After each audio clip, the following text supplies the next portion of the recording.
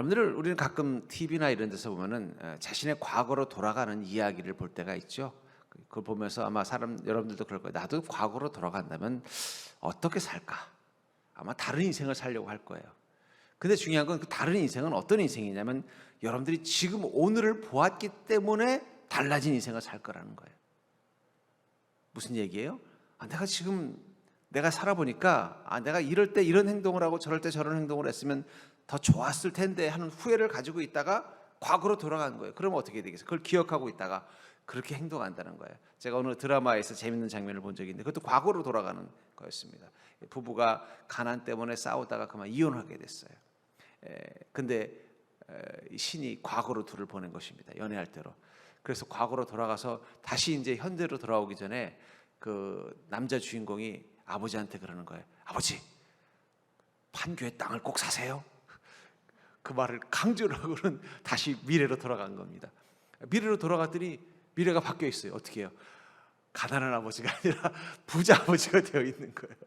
그래가지고 그 부부가 행복했다. 뭐 그런 내용을 보면서 미래를 본다면 우리는 오늘을 다르게 살 수밖에 없을 것입니다. 왜 그리스도인은 세상 사람들과 다르게 살 수밖에 없을까요? 우리는 미래를 본 자예요. 내일을 본 자입니다. 믿음의 눈으로 내일을 본 자기 때문에 오늘 다르게 사는 거예요. 여러분들은 이미 미래를 갔다 온 것입니다. 인생의 미래, 세상의 미래를 다녀온 자들이에요. 특별히 오늘 본문의 이 성령의 임재, 이 오순절 다락방에 성령이 임했을 때 이 베드로와 예수님의 제자들과 또 함께했던 이 많은 사람들이 성령의 불을 경험하게 됩니다. 그리고 베드로는 성령이 충만해서 그들에게 임한 그 성령님에 대해서 이곳에서 나타난 이 놀라운 현상들을 바라본 이 경건한 유대인들을 향하여 복음을 전하는데 첫 번째로 언급한 게 뭐냐면 바로 이 요엘서라는 거예요. 오늘 읽은 이 내용은 요엘서에 있었던 내용을 베드로가 다시 재언급을 한 겁니다. 그러면서 뭐라고 말합니까? 주님께서 성령, 영을 부어주면 어떤 일이 난다고 말하고 있어요. 너희 이 모든 육체를 부어줄 때 너희 자녀들은 예언할 것이요 너희 젊은이들은 환상을 보고 너희 늙은이들은 꿈을 꾼다고 말씀하셨습니다. 다시 말해서 성령 충만하면 보는 눈이 생긴다는 거예요. 예언, 환상, 꿈은 보는 눈을 갖게 되는 것을 말하는 것입니다. 왜 성령 충만한 이 사건을 여기 경건한 유대인들에게 베드로가 설명하는 데 있어서 성령님이 임하면 보는 눈이 생깁니다라는 말을 선포했을까요? 그것은 바로 성령님께서 우리 가운데 계실 때 우리 삶 가운데서 행하시는 가장 강력한 역사, 능력이 바로 보는 눈이기 때문이에요. 어떤 패션에 전혀 감각이 없던 사람이 자신이 작심을 하고 패션에 대해서 감각을 갖고 싶다 해서 열심히 그것을 연구하고 책도 보고 해서 보는 눈이 생기면 그 다음부터는 어떻게 돼요? 옷 매무새가 달라지는 거예요. 전에는 뭐 옷을 그렇게 입고 다니냐 하던 이 사람이 어떻게 된 거예요? 감각을 배우라니까. 패션이 뭔지를 보는 눈이 생기고 나니까 그 다음부터는 어떻게 돼요? 세련된 멋쟁이가 되는 거예요. 그럼 사람들이 그러는 거예요. 야, 너 달라졌다. 왜 달라진 거예요? 보는 눈이 생겼기 때문입니다. 마찬가지입니다. 우리 그리스도인이 달라지는 것은 성령님이 우리 가운데 오셔서 우리에게 보는 눈을 갖게 만들어주는 것입니다. 그런 의미에서 그리스도인의 특별한 인생의 출발점은 바로 성령께서 보는 눈을 갖게 만든다는 거예요. 그럼 그 보는 눈이 무엇입니까? 성령께서 우리에게 볼 수 있게 해주는 게 무엇이냐는 거예요. 우리는 무엇을 보았기에 달라진 것입니까? 우리는 무엇을 보았기에 그리스도인답게 사는 것입니까? 어떻게 예수님의 제자는 성령이 임해서 그들의 눈에 무엇이 보였기에 전혀 예수님이 살아계실 때의 모습과 다른 인생을 살게 된 것입니까? 어떻게 완고했던 바울은 그가 성령을 통해서 무엇을 보았기에 예수 그리스도를 핍박하던 자에서 주님을 증거하는 자로, 교회를 무너뜨리는 자에서 교회를 세우는 자로, 이 땅 가운데 선교의 사명을 감당하는 자로 변화된 것입니까? 그들뿐만 아니라 이 초대교회에 나오는 많은 그리스도인들은 성령의 충만함을 통해서 보는 눈이 생겼고, 그들은 보는 눈이 생겼기 때문에 다른 세상 사람들과 다른 인생을 살 수밖에 없었다는 거예요. 그런 의미에서 그리스도인이 특별한 인생을 사는 이유는 성령께서 보게 하시는 눈을 가진 자가 되었기 때문이라는 거예요. 그렇다면 구체적으로 성령님은 우리에게 무엇을 보게 해주실까요? 그리고 우리가 무엇을 보았기에 우리는 다른 인생, 다른 자로 살 수밖에 없는 것입니까? 저는 이 세 가지 성령이 임했을 때 이 세 세대에게 나타나는 모습을 통해서 우리에게 무엇이 보이는지를 깨닫고 여러분들이 성령을 통해서 보게 된 그것을 믿고 본대로 사는 자가 되기를 주의 이름으로 축원합니다. 아까도 말한 대로 그 주인공, 드라마의 주인공이 과거로 돌아가서 가난하고 힘든 삶에 맨날 싸우다가 과거로 돌아가서 자기 부모에게 아빠 꼭 판교의 땅을 사야 돼 이런 말을 한 것은 믿기 때문이에요. 뭐예요? 자기가 그 본 것이 환상이 아니고 거짓이 아니라 실제로 일어날 일이라는 걸 본 거예요. 그러니까 어떻게 돼? 그걸 확신을 갖고 자기는 봤기 때문에 뭐라고 말하는 거예요? 그 판교에 꼭 땅 사라고. 그리고 다시 미래로 돌아왔을 때 인생이 바뀐 것처럼 우리에게 정말 성령님께서 보여주는 것이 실제요 사실인 것을 믿고 살게 되면 우리는 달라질 수밖에 없다는 거예요. 그렇다면 무엇을 보게 해줄까요? 먼저 성령님은 이 땅에서 행하시는 하나님의 계획을 우리가 볼 수 있게 만들어 주십니다. 성령이 우리가 안에 계실 때 이 땅을 향하신 하나님의 계획을 보는 자가 되게 만들어 주신다는 거예요. 본문 17절을 다시 보시면 너희 자녀들은 예언할 것이요. 예언하다라는 말이 프로페테오라는 단어를 쓰는데 이 말은 신의 계시를 대언한다는 뜻이에요.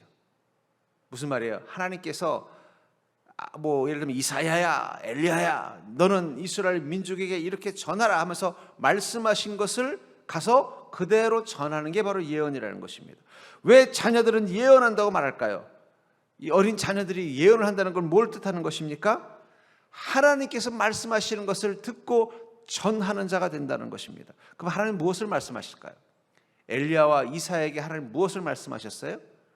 이스라엘 민족에 대해서 이야기하셨다. 그들의 미래에 대해서 이야기했고 그들을 향하여 하나님이 하실 일들에 대해서 이야기했다는 거예요. 다시 말해서 이 예언 속에는 무엇이 들어있어요? 하나님께서 우리 한 개인이나 한 집단에게 무엇을 행하실지 그 미래에 대해서 어떤 인생을 살지를 보여주시는 것을 듣게 되고 또 하나님이 그것을 위해서 무엇을 행하실지를 말씀해 주시는 게 바로 이 예언이라는 거예요.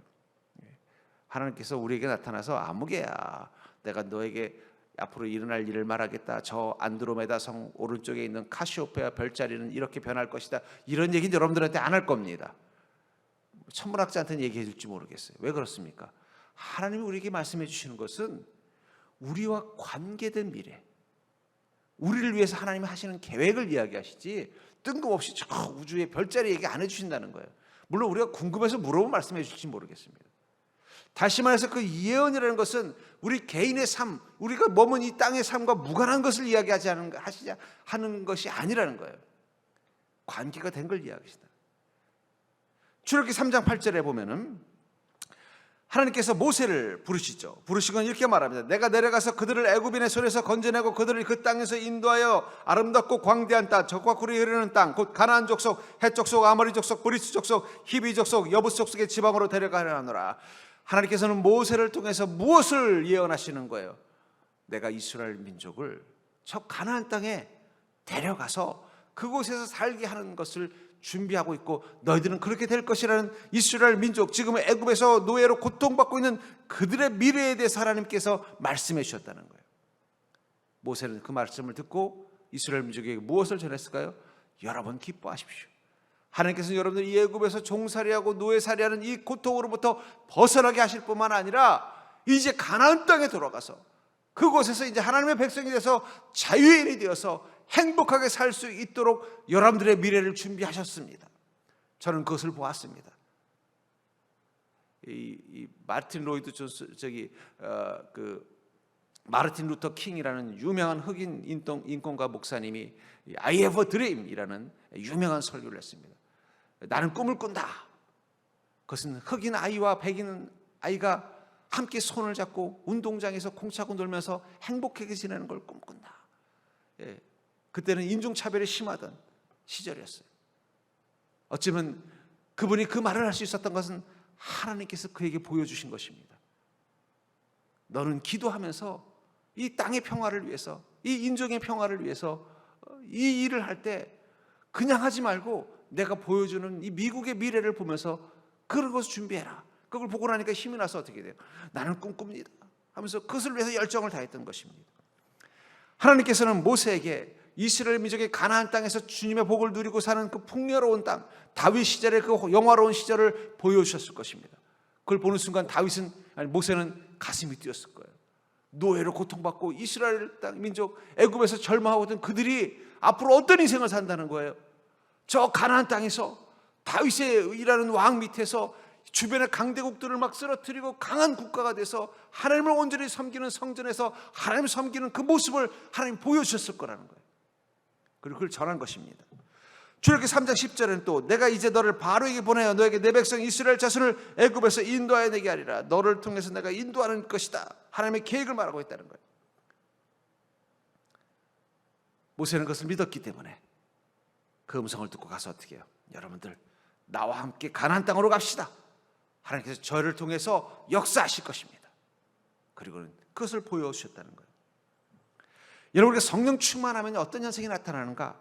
바로 우리의 미래를 향하신 하나님의 계획을 보는 눈을 갖게 되는 것입니다. 성령 충만하면 우리의 미래가 보이는 거예요. 하나님이 저에게도 보여주신 미래가 있습니다.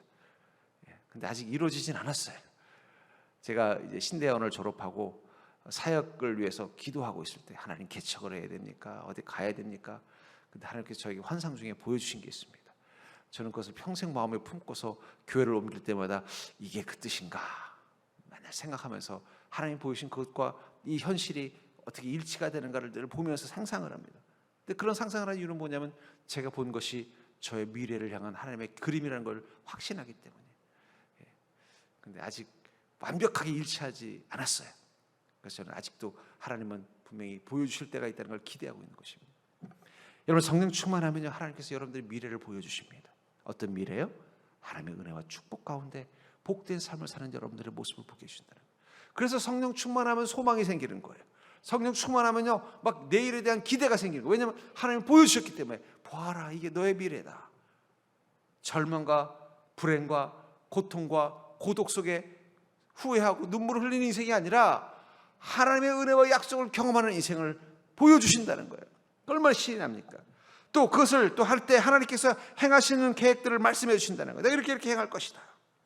창세기 6장 8절에 보면은 하나님께서 이 인간들이 너무나 죄를 악하게 지어서 물로 심판하려고 하실 때 그때 이 노아에게는 이렇게 하셨다고 말하고 있어요. 그러나 노아는 여호와께 은혜를 입었더라. 노아가 하나님께 얻은 은혜는 무엇일까요? 여러분 상상해 보셨어요? 은혜를 입었다 그러면 도대체 뭘 입었습니까? 이 홍수에 빠져 죽지 않는 은혜? 좀 그것만이 은혜라면요 그냥 야, 너 노아 걱정하지 마라. 물로 심판하더라도 너는 물속에 들어가도 안 죽을 거다. 이렇게 하셨으면 좋은데 그렇게 한 게 아니잖아요. 아마 하나님 무슨 은혜를 주셨을까? 보게 해주시는 은혜를 준 것 같아요. 물로 이 땅이 심판당하는 모습을 보게 해주신 거예요. 그리고 그 심판 속에서 물이 가라앉고 다시 육체가 나타나는 모습을 보여준 거예요. 근데 거기 보니까 자기 자신이 하나님께 새 아들들과 제사를 드리고 있는 모습을 본 거예요. 그때부터 노아는 방주를 짓는 것에 몰입했을 것입니다. 전심을 다했을 거예요. 왜요? 보았기 때문이에요. 여러분, 하나님 우리에게 주시는 은혜는 무엇입니까? 보는 것입니다. 우리의 미래를 보는 거예요. 성령이 충만하면요 우리의 미래가 보입니다. 무엇이 보입니까, 여러분들? 실패한 인생? 절망하는 인생? 후회뿐인 인생? 하나님께서 여러분들에게 은혜가 되어주시는 미래, 하나님의 능력이 나타나는 미래, 하나님의 약속이 이루어지는 미래를 보는 눈 되기를 주의 이름으로 축원합니다. 여러분들에게 그날을 주님께서 준비하셨다는 거예요. 그리고 그 사실을 보는 순간부터 우리는 어떻게 돼요? 그것이 이루어질 그날까지 우리는 주님의 뜻과 인도하심을 따라 성령과 동행하는 믿음으로 살 수밖에 없다는 것입니다. 두 번째로 성령께서 우리에게 볼 수 있게 해주는 것은 무엇입니까? 이 땅에서 행하시는 하나님의 손을 보게 해준다는 거예요. 하나님은 우리의 미래를 보여줄 뿐만 아니라 이 땅에서 하나님께서 그것의 약속을 이루기 위해서 행하시는 하나님의 손을 보여주신다라고 말하고 있습니다. 또 본문 17절에 보니까 너희 젊은이들은 환상을 보고, 젊은이들은 환상을 본다. 여기 보니까 환상이란 말이 아라시스라는 단어를 쓰는데 이것은 눈으로 볼 수 없는 것을 보는 게 환상입니다. 왜 젊은이들에게 그것을 보게 해주셨을까? 요즘 이 경제가 참 어렵잖아요. 그러다 보니까 TV에 경제 전문가들이 나와서 많은 경제에 관한 이야기를 하면서 저도 많이 배웁니다. 저도 별로 경제에 관심이 없었는데 이야기 들어보니까 그렇구나. 이게 인플레이션이라는 게 그렇고 이 수요가 그렇고 물가가 그렇고 결국 이 모든 물가가 오른 원인이 뭐라는 거예요? 코로나 기간 동안에 돈을 너무 많이 풀어서 그러더라고요. 우리가 생각하기에는 정부에서 돈 많이 풀면 좋지라고 생각했는데 결국 그게 뭘 만든 거예요? 인플레이션 만들어버린 거예요. 집값이 이렇게 뛴 것도 다 돈이 너무 많이 풀려서 집값이 뛴 거예요. 그래서 지금 미국에서는 어떻게 하는 거예요? 그 풀린 돈을 다 걷어들이려고 어떻게 하는 겁니까?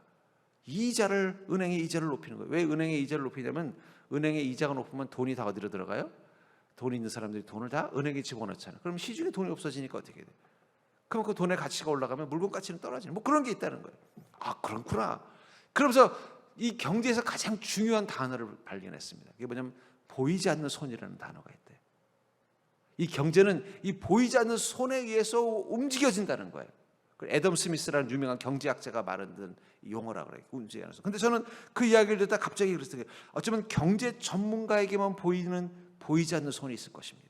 우리 같은 평범한 사람들에게는 보이지 않지만 경제 전문가의 눈에는 보이지 않는 손이 있었기 때문에 그때도 저도 옆에 생각해 보니까 막 이 코로나 때문에 막 국가에서 막 돈을 많이 막 풀어주고 사람들에게 돈 쓰라고 할 때 전문가들은 뭐라 하면 이러다가 인플레이션 올 수 있다. 이러면 집값이 더 상승할 수밖에 없다. 이거 많이 풀면 안 된다. 이런 이야기들을 했을 때 그게 왜 그럴까 저는 이해를 못했어요. 근데 그 사람은 뭘 본 거예요? 이 보이지 않는 손을 보는 눈이 있었기 때문에 그걸 이야기한 것입니다. 근데 제가 그 이야기를 다 무뚝 생각했어요. 경제 전문가에게 보이지 않는 손이 있다면 천국 전문가에게 보이지 않는 손도 있겠구나. 여러분, 그리스도는 천국 전문가입니다. 여러분들은 다 성경 전문가잖아요. 성령 전문가잖아요. 천국 전문가잖아요. 여러분들의 눈에 보이지 않는 손, 이 세상을 움직여 나가는 이 보이지 않는 손은 무엇입니까? 그것은 바로 하나님의 손이에요. 세상 사람들은 세상 속에서 하나님의 손이 보이지 않아요. 그러나 우리 눈에는 보입니다. 경제 전문가의 눈에 돈의 흐름이 보이고 돈이 어떤 영향을 주는지를 볼 수 있는 것처럼 우리는 안 보이는데 마찬가지라는 거. 우리는 천국 전문가예요. 그래서 우리 눈에 무엇이 보여요? 하나님의 보이지 않는 손이 세상 속에서 지금 움직이고 있는 걸 보는 것입니다. 그걸 보기 때문에 어떻게 돼요? 그 손 따라가는 거예요. 경제 전문가들은 이 보이지 않는 손을 보기 때문에 어떻게 해요? 돈 버는 법을 아는 것입니다. 그래서 돈을 더 많이 벌어요. 이제 곧 주식이 올라가겠구나. 보이지 않는 손을 한 사람들은 주식을 투자해서 돈을 버는 거예요. 이제 좀 집값이 떨어질 것 같구나. 보이지 않는 손을 본 사람들은 어떻게 해요? 집을 미리 팔아버리는 거예요. 우리 딸의 친구가 어디 삼성 증권에 있다는데 그 친구가 이제 곧 우리나라에 어려움이 올 거라고 얘기를 하더래요. 그러더니 미국의 주식을 많이 샀대요. 그래서 돈을 많이 벌었다는 얘기를 하더래요. 근데 다른 친구들은 한국 주식 샀다가 지금 막 쪽박 났다 이런 얘기를 들으면서 보는 것이 중요한 거구나. 여러분, 우리가 천국의 전문가라면 하나님의 손이 보인다면 어떻게 되겠어요? 하나님의 손이 움직이는데 따라가지 않겠습니까? 경제 전문가 눈에 보이는 게 있으면 자기에게 유익이 되는 대로 그걸 행동한다면은 천국 전문가인 우리 눈에 보이는 하나님의 손이 무엇을 하는지를 볼 수 있다면은요, 그 손을 따라가는 거죠. 주님의 손을 붙잡고 가면 되잖아요. 하나님의 역사하시는 곳을 향해 가면 되잖아요. 하나님이 이끄시는 대로 가면 되는 거잖아요. 그럼 그곳에 무엇이 있는 것입니까? 하나님의 역사하심이 나타나고 하나님의 축복이 나타나니까 우리는 주의 복을 누리는 거예요. 어리석은 자들이 어떤 것이에요? 어리석은 인간이 어떤 인간입니까? 그건 하나님의 손이 선하게 역사하시는 게 아니라 진노하심으로 역사하는 데 가는 거예요. 우리 그래서 왜 그러잖아요. 너는 꼭 매를 번다.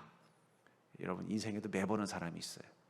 꼭 하나님께 혼날지만 골라서는, 왜 애들도 그런 애들이 있잖아요. 꼭 매 맞을 짓만 골라서 하는 애가 있고 칭찬받을 일만 하는 애가 있어요. 그리스도인도 그렇다니까요. 이 땅에 하나님의 보이지 않는 손이 이 땅을 다스리고 운영하고 있다면 그 하나님의 손이 칭찬하는 손이 될 수 있도록 따라가면 되는데 꼭 하나님께 매맞을 짓만 하는 믿음 가진 사람이 있어요. 그러니까 왜 나는 주님 이런 일이 일어납니까? 하나님의 보이지 않는 손이 어떻게 움직이는지를 봐야 그게 믿음인 것입니다. 시편 89편 13절에 보니까 주의 팔에 능력이 있어하며 주의 손은 강하고 주의 오른손은 높이 들리우셨나이다. 여러분, 믿음의 사람들은 어떤 확신이 있는 거예요? 주님의 팔을 보는 것입니다. 그 능력 있는 주님의 팔, 그 강한 주님의 손, 나를 높이 드는 주님의 오른손을 경험하는 인생이 바로 믿음이라는 거예요. 전 여러분들이 보이는 하나님의 손이 보이는 믿음이 되기를 주의 이름으로 축원합니다. 여러분들의 인생의 매 순간순간마다 성령님께서 여러분들의 인생 가운데 함께하셔서 역사하시는 걸 보게 될 것입니다. 그것에 순종하며 나아가면은요, 거기서 여러분들은 강력한 하나님의 팔을 경험할 것이며 하나님께서 여러분들의 인생의 손을 여러분들을 높이 들어주는 그 높은 하나님의 오른손을 경험하게 될 거예요. 그런데 성령님이 가는 데만 안 가고 다른 데로만 가려고 하면은요, 그러면 거기서는 아무래도 은혜를 경험할 수 없는 것입니다. 시편 139편 9절부터 10절에 보면은 내가 새벽 날개를 치며 바다 끝에 가서 거주할지라도 거기서도 주의 손이 나를 인도하시며 주의 오른손이 나를 붙드시리이다. 믿음의 사람은 무엇을 보는 거예요? 내가 어디에 있든 바다 끝에 거주할지라도 무엇을 보는 거예요? 주님의 손이 나를 인도하시는 주님의 손을 보는 거 경험하는 것입니다. 주님의 오른손이 나를 붙들고 계신 것을 경험하는 거예요. 전 여러분들이 그 보이지 않는 하나님의 손을 볼 수 있는 믿음 되기를 주의 이름으로 축복합니다. 그러니까 여러분, 주님께서는 여러분들이 어떤 상황 가운데 있던 그곳에 하나님 함께 계십니다. 그 하나님의 손을 여러분들이 발견한다면 그 손을 붙잡고 그 손이 나를 붙잡게 해주시기만 요청하면은 세상에 어떤 일이 있어도 어떻게 해야 돼요? 그 풍랑과 파도를 우리는 이겨낼 수 있는 것입니다. 그게 저는 그리스도인의 축복이라고 믿습니다. 그렇기 때문에 여러분들이 믿음의 눈을 가지고 해야 될 일은 무엇입니까? 그것은 주님의 손이 어디 있는가, 성령님이 어디에 계신가, 그걸 찾는 거예요. 베드로가 2번 갈릴리 호수에서 풍랑을 만났잖아요. 근데 한 번은 예수님께서 그 배 안에 주무시고 계심을 발견했고, 한 번은 저 물 위를 걸어오심을 발견했습니다. 아마 그 후에도 베드로는 자기 인생의 항해를 하면서 많은 풍랑을 경험했을 거예요. 아마 로마에도 갔다고 기록된 걸로 봐서는 베드로도 배를 타고 로마로 가다가 바울 목사님처럼 풍랑도 만났을 거예요. 베드로도 나중에는 바울 목사님처럼 전 세계를 다니며 복음을 전하는 선교사의 삶을 살면서 배를 많이 탔을 것입니다. 풍랑을 만날 때마다 베드로는 뭘 했을까요? 하나님이 어디 계신가, 성령님이 어디 계신가, 그분부터 먼저 찾았을 것입니다. 왜냐하면 그는 알고 있었기 때문이에요. 성령님이 나와 함께 계시면 이 풍랑은 아무것도 아니라는 거예요.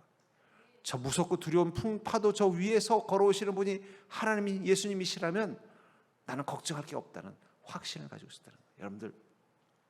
여러분들의 인생의 자리에 그것이 어떤 곳, 설령 바다 끝과 같은 곳일지라도 거긴 주님이 함께 계십니다. 그럼 무엇만 하면 돼요?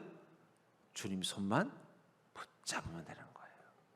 주님의 손이 여러분들을 붙잡도록 믿음의 여러분들의 손을 내어 맡기기만 하시면 된다는 거예요. 걱정하지 마십시오. 우리 속담에도 그랬잖아요. 하늘이 무너져도 솟아날 구멍이 있다. 저는 그게 성경적이라고 생각합니다. 여러분, 하늘이 무너져도 무너지지 않도록 막고 계신 하나님의 손이 막고 있는 자리가 있습니다. 그 밑에 가면 되는 거예요. 엉뚱한 데 헤매면 무너지다 같이 죽는 거지만, 어디서 하나님의 손이 그 하늘을 막고 있는가 보면은 저쪽에서 하나님의 손이 막고 있다 그러면 그 밑에 가면 되는 거예요. 전 여러분들이 그 하나님의 손을 보는 믿음 되기를 주님으로 축복합니다. 그럼 왜 이 젊은 세대들에게 이 환상을 보게 하는가, 하나님의 손을 보게 하는가? 왜냐하면 젊은 세대일수록 하나님의 손이 안 보이고 세상의 손만 보이거든요.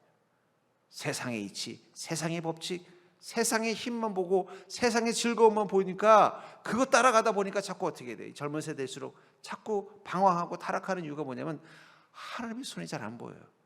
근데 이게 인생의 결론이 지나면 지날수록 이 보이지 않는 하나님의 손이 보이기 시작합니다. 그래서 좀 믿음 생활하고 인생이 지긋해지면 어떻게 돼요? 하나님의 손이 없는 곳엔 잘 안 가는 거예요. 젊은 세대일수록 자꾸 주님의 손이 보이는 곳을 찾아가야 돼요. 주님의 손이 보일 수 있도록 해달라고 성령께 요청해야 된다는 것입니다. 세 번째로 성령께서 우리에게 볼 수 있게 해주는 것은 무엇입니까? 그것은 바로 이 땅 너머의 시간을 보게 해준다라고 말하고 있어요. 이 땅 너머의 시간을 보게 해준다. 17절을 다시 보시면 너희 늙은이들은 꿈을 꾸리라. 왜 나이 드신 분들이 꿈을 꾼다면 무슨 꿈을 꿀까요? 우리 권사님들은 무슨 꿈 꾸십니까? 막 누웠더니 성경에도 보면은 하나님의 사람들이 꿈을 많이 꾸잖아요. 요셉도 꿈쟁이였고 또 야곱도 베델에서 꿈을 통해서 하나님을 만났잖아요. 여러분들은 무슨 꿈을 꾸십니까?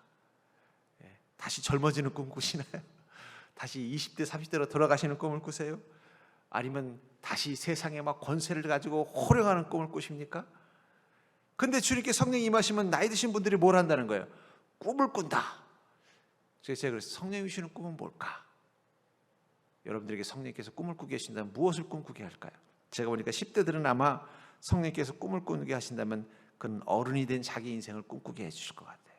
내가 나중에 어른이 돼서 이렇게 멋진 그리스도인을 사는 거, 그걸 꿈꾸게 해주실 거예요. 20대는요 아마 사랑을 꿈꾸게 하고 영웅이 되는 인생을 꿈꿀 거예요. 내가 20대 때, 이 젊은 때 정말 뜨겁게 내가 사랑하는 사람을, 아름다운 여인을, 멋진 남자를 사랑하고 또 내가 내 인생에서 뭔가 큰 위대한 일을 하는 영웅이 되는 것을 꿈꾸게 만들 것입니다. 30대는요 아마 성공과 존경을 꿈꿀 거예요. 그렇죠? 내가 하는 일들에서 잘 돼서 좀 승진도 하고 인정받고 또 가족들도 또 주변 사람도 존경하는 자가 되는 걸 꿈꿀 것입니다. 40대부터 60대는 뭘 꿈꿀까요? 아마 안정과 행복을 꿈꿀 것 같아요. 좀 사고 안 나고 어려움 없고 좀 하루하루 행복하게 사는 걸 꿈꾸고 싶고 꿈꾸게 해줄 겁니다.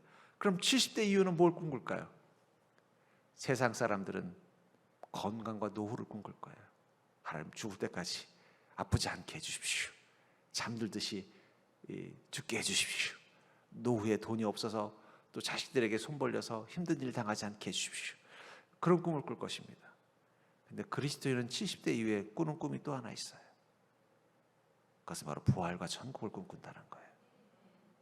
어쩌면 여기 성령님께서 나이 드신 분들에게 꾸게 해주는 그 꿈, 그것은 바로 부활과 천국을 꿈꾸게 하는 것입니다. 특별히 이 나이 드신 분들은 왜 부활과 천국을 꿈꿔야 될까요? 지금까지 살아온 인생을 바라보면요 후회할 것들이 얼마나 많습니까? 그렇죠? 아이고 내가 그때 그렇게 하지 말았어야 되는데, 아유 내가 자식을 그때 그렇게 하지 말았어야 되는데, 내가 그때 그 남자를 빨리 피했어야 되는데, 별의별 후회를 많이 하잖아요. 또 나이 먹으면 자꾸 몸이 약해지고 막 이러면 어떻게 돼요? 막 자기 인생이 서글퍼지고, 이거 내가 몸이 왜 이렇게 됐나, 막 남들에게 뭔가 불편함을 주는 것 같아서 괴롭기도 하고, 또 이제는 사람들이 나를 좀 불편해하고 귀찮아하는 것 같아서 되게 서운하기도 하고 섭섭하기도 하고 막 그런 마음들이 들잖아요. 근데 내 안에 하나님 꿈을 주시는 건 뭐예요? 저 천국을 꿈꾸게 해주는 거예요.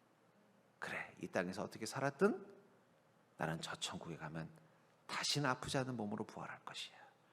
이 땅에서는 억울하고 힘든 일들이 있었지만 저 천국에 가면 그 다 하나님께서 눈물 닦아주시고 나를 위로해 주실 거야.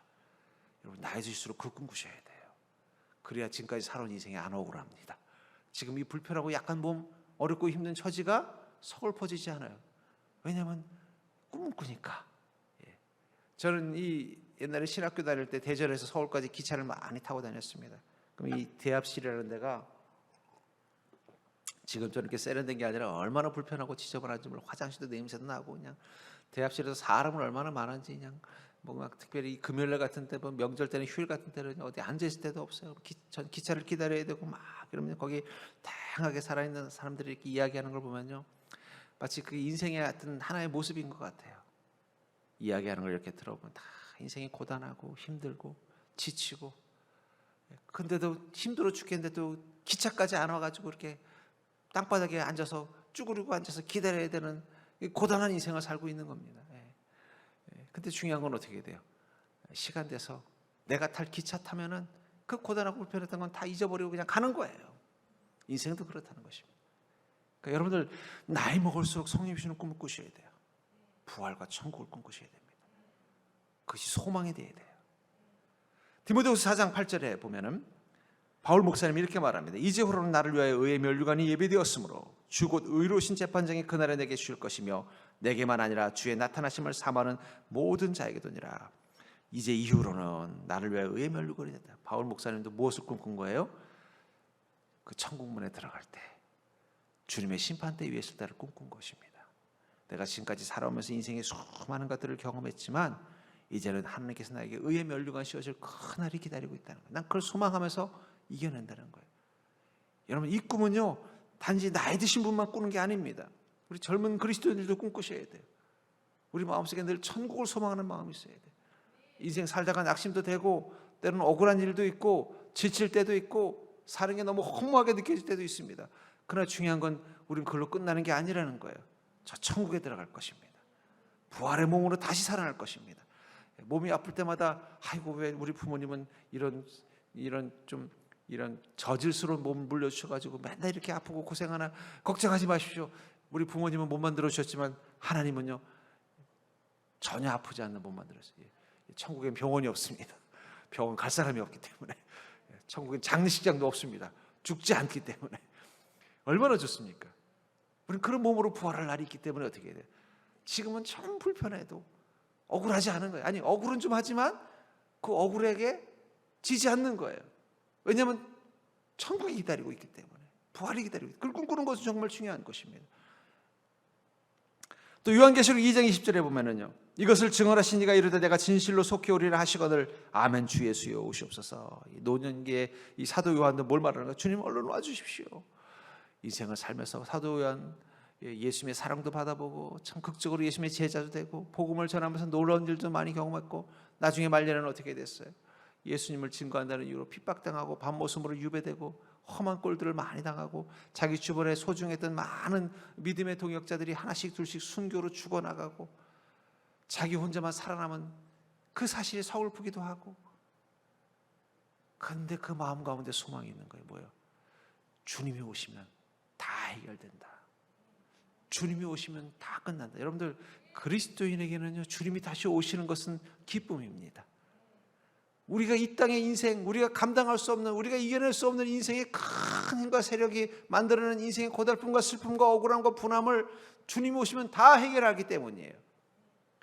그래서 우리도 마음속으로 아멘 주 예수여 속히 오시옵소서. 여러분, 그러니까 억울한 일이 있을수록 천국을 소망하기를 주의 이름으로 축원합니다. 몸이 아프면 아플수록 부활을 소망하는 몸이 되기를 주의 이름으로 축원합니다. 하나님, 오늘 밤 꿈속에서 제가 부활했을 때 어떤 몸으로 부활하는지 좀 보여주시옵소서. 오늘도 병원에 갔더니 아이고 많이 쓰셔서 많이 고장났네요. 그 말 듣고 아이고 고치지도 못한다고 의사가 말하는데 이 몸 가지고 하루하루 사는 게 너무 힘듭니다. 근데 오늘 밤 꿈꾸게 해주십시오. 진짜 그냥 올림픽 선수보다 더 멋진 몸으로, 더 튼튼한 몸으로 다시 부활한 날을 꿈꾸고, 그 꿈꾸고 나면 어떻게 돼요? 아 그래, 하나님께서 약속하셨으니까 그때까지만 쓰다가 버리자, 이 마음 가지고 살면 된다는 거예요. 아픈 몸 가지고 괴로워하시는 분들, 쓰다가 버리겠다는 마음으로 편하게 쓰시기를 주의 이름으로 축원합니다. 어차피 이걸로 영원히 쓰는 게 아니라 하나님께서 고장나지 않는 몸으로 만들어 줄 거라고 말하고 있다는 거예요. 이 땅에 사는 게 너무 억울한 인생. 남들은 그래도 이 땅에서 재밌었다 그러는데 나는 맨날 힘들고 억울하고 외로운 일들만 많았다. 그렇다고 해서 너무 억울해하지 마십시오. 왜냐하면 저 천국에 가면은 그거 다 보상해 주겠다고 말하고 있어요. 오늘 밤 꿈을 꾸게 해주십시오. 주님, 저 천국에서 너무 행복해서 막 내가 눈물을 흘리면서 웃고 있는 저를 보게 해주십시오. 이곳에서는 맨날 억울해서 슬프면 눈물을 흘리고 있는 제 모습밖에 거울 속에 안 보이는데, 오늘 밤 꿈속에서 제가 꿈속에서 너무 행복해서 울고 있는 저의 모습을 보게 해주시옵소서. 뭐 유명한 그림 중에 뭐 행복한 눈물이라는 그림이 있다고 그러는데, 제가 그 그림의 주인공이 된 모습을 제가 볼 수 있게 해주십시오. 아마 여러분들 오늘 밤 꿈속에서 천국에서 너무 행복해서 막 눈물 흘리고 있는 여러분들의 모습을 볼 줄 믿습니다. 그거 보고 나면 어떻게 돼요? 그래, 지금 좀 억울하고 힘들지만 뭐 천국 가면 너무 행복해질 거라는데 너무 이것 때문에 억울해하지 말자. 우리 그 꿈을 꾸셔야 돼요. 성령이 그걸 꿈꾸게 해주기 때문에 우리는 이 땅의 고달픔, 이 땅의 억울함, 이 땅의 불편함에 침몰되지 않고, 마치 몸에 묻은 먼지 털어버리지 툴툴 털어버리고 다시 주님이 보신 그날을 소망하면서 기뻐하며 감사하며 주님과 동행하며 나아갈 수 있는 것입니다. 그렇기 때문에 히브리서 11장에 믿음은 바라는 것들의 실상이요 보이지 않는 것들의 증거다. 왜냐하면 믿음이 성령의 충만함을 경험하면요 실상이 보이고 증거가 보이기 때문에. 그것은 어떤 것입니까? 하나님의 계획이 이루어지는 인생, 하나님의 손이 함께하는 인생, 하나님의 약속을 통해 천국을 경험하는 내 모습, 그걸 믿음의 눈으로 보게 되기 때문에 우리는 지금 다른 인생을 살 수밖에 없는 것입니다.